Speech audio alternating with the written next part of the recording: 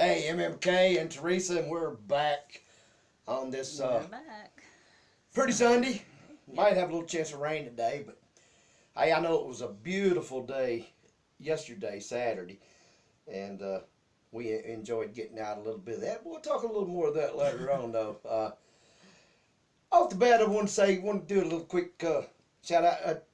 Dolores Petrie, seen your comment, and hey, we're glad that you're enjoying the videos, and our prayers go out to your family, and Yes. hope everything's worked out. Yes. So glad that you're watching us. Appreciate it. Also, James, hey man, it was good seeing you and your family. We ran into you at the birthplace, got your comment. Appreciate y'all watching, and hope you'll continue watching. So hey, let's get rolling with some questions. All right. Brooke Barnes wants to know, what was it like to be in the presence of Elvis? And I think we've talked about this Yeah, before. we've talked about it a couple times, but also notice, I think, and two, before I answer this question, I just want to say that we have new subscribers, family watchers, yeah. that come aboard every day, and maybe they haven't caught a lot of videos. So some of the questions I know that we have answered, but hey, MMK likes to try to, and Teresa, we like to try to keep everybody happy. Yeah.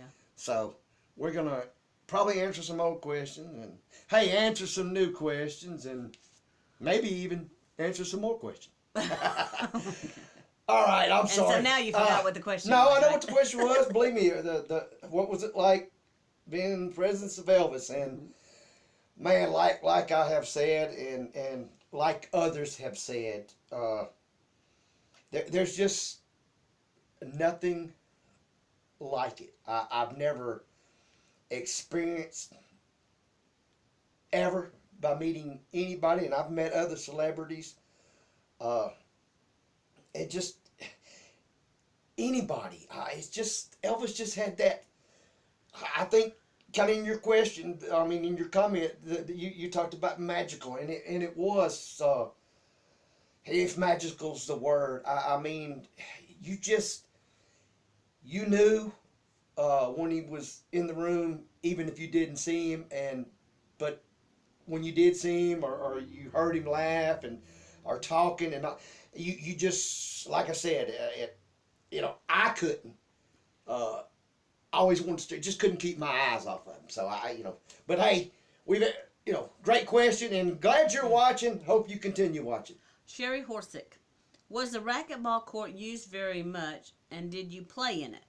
I guess you kids, did y'all play? No, I mean, Elvis just built it, and it just no. The racquetball court was used a lot. Elvis enjoyed playing. Most all the guys played. Dean Nicopolis was a very, very good racquetball player. But yeah, it was used. And yes, I think the second part of the question, you said, did I ever play racquetball in it? I did. We played as kids. Went out there with mom and daddy and played, and we enjoyed it. Elvis enjoyed it. He really liked it, and that's why he actually had it built. And it was a pretty building. If you've never seen it and you take the tour, check it out.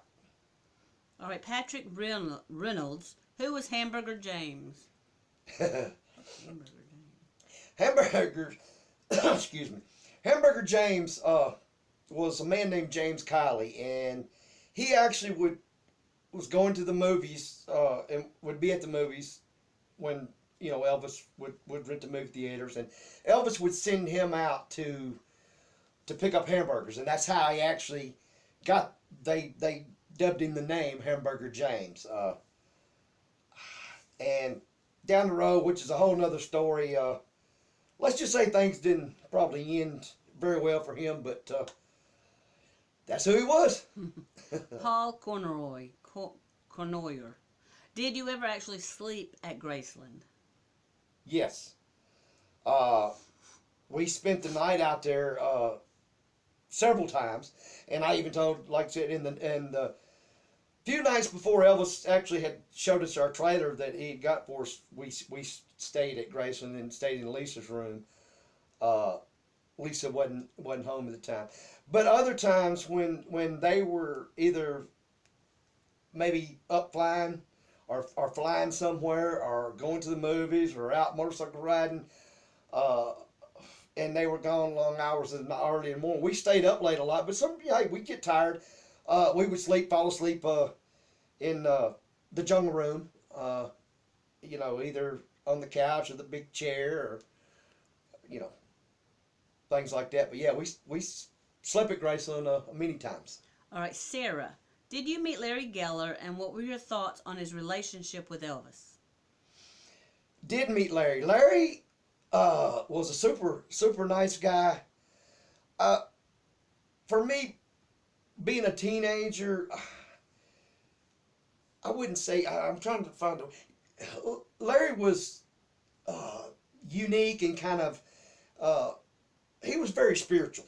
But as far as a person, yes, Larry was super nice. And it's like I said, with most all the guys, I mean, that was a family, and I mean, I loved each and every one of them, and enjoyed, and thank God that I got to spend that part of my life with them. All right, Gil Coral, do you like Clint Eastwood movies? Clint Eastwood movie? No, hey.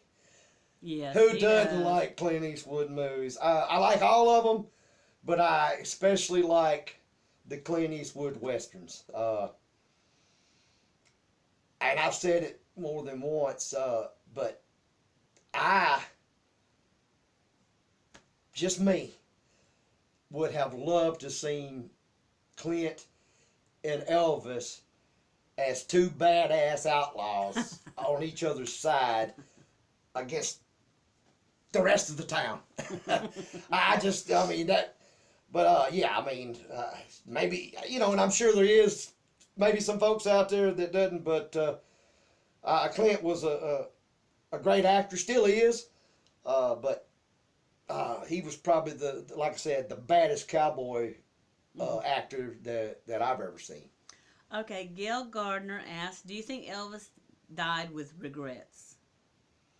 Man, you get, all these questions are great, but you get some doozies. Easy questions, then you get in some hard questions. I mean, and mind you, a lot of these come up, and I've seen some of the comments, folks, and on one or two people, and you're going to have that. Sure, I was a teenager. I grew up and lived pretty much my whole life with and around Elvis Presley, but, no, I don't. And it's like a question like that. We get these questions, and I do my best to try to answer them in what I felt or what my opinion was, especially on the ones that only Elvis Presley could probably answer. So with this question, I'm going to still try to answer it. I would think that he did. Just me personally, I think we always have some type of regrets. You know me. I think everyone has a regret about something. It's kind of human nature. Yeah, kind of. And Teresa always kind of helps me out sometimes when I can't get it out.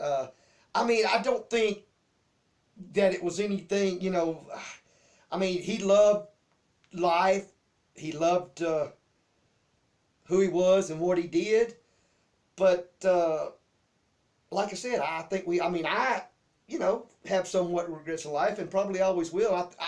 I really personally, if you don't, hey, you're better than. There's always something you wish you did differently. Yes. Yes. Like they say, hindsight's 20/20. Yes. So my answer to that is, he probably did have regrets. All right, Jody Hagedorn. This isn't a question; it's just a comment. But I thought we'd see what you say about it. Okay, she says that we should feel guilty for making money off of Elvis after his death. Okay, and Teresa, and me and you've talked about it, and I'm gonna let you read that off again, because we don't, and not going to, like I said, we may not get every single question answered, but sooner or later we're going to get close to as many as we can. But I also do not try to dodge a question, good or bad. And Teresa, I know exactly why you wrote that one down. But one more time, read it off. All right. She says that we should feel guilty for making money off of Elvis after his death. Okay, first of all, and I appreciate your comment on it. But I'm going to sit here and say this, that I don't, and I can speak for my family. We don't feel guilty about anything. What we do is feel and care the way we grew up and learned from Elvis Presley. And Elvis Presley was a loving, caring, giving person, more so than any person that I know, any human that I know. And I just wish that I was able to give back. And I speak, because a lot of this I don't just get from Elvis, I get from my parents growing up through life. Because I've seen the things that my parents has done for both sides of their families and our family, and I always wish they could do more, and that's what I feel. I wish, that I could do more of what I'm doing. But I mean, I understand where you're coming from. If you feel that way and you think it's that way, hey, that's your right. But I can promise you, Elvis don't see it that way. So let's just leave it at that. But hey, good comment. Tar Heel 95. Do you ever remember fence jumpers at Graceland? Now that is a good question. Yes, and I'll tell you what a lot remembered is, we all know the wall in the front, but down the side and across the back of where our trailer was, that was all white wood fence during that time. And behind that church, there was almost like a little thicket, if you say, of woods on back up, and some trails and stuff up through there. I've talked about us riding our bikes and things up in there and playing out in there. But people would climb up in the trees. I can remember so many times of people calling us, and talking to us and wanting us to take their camera, maybe go inside and take a picture of Graceland, or take a picture of this or that, what they could, or go in and get them and offer money.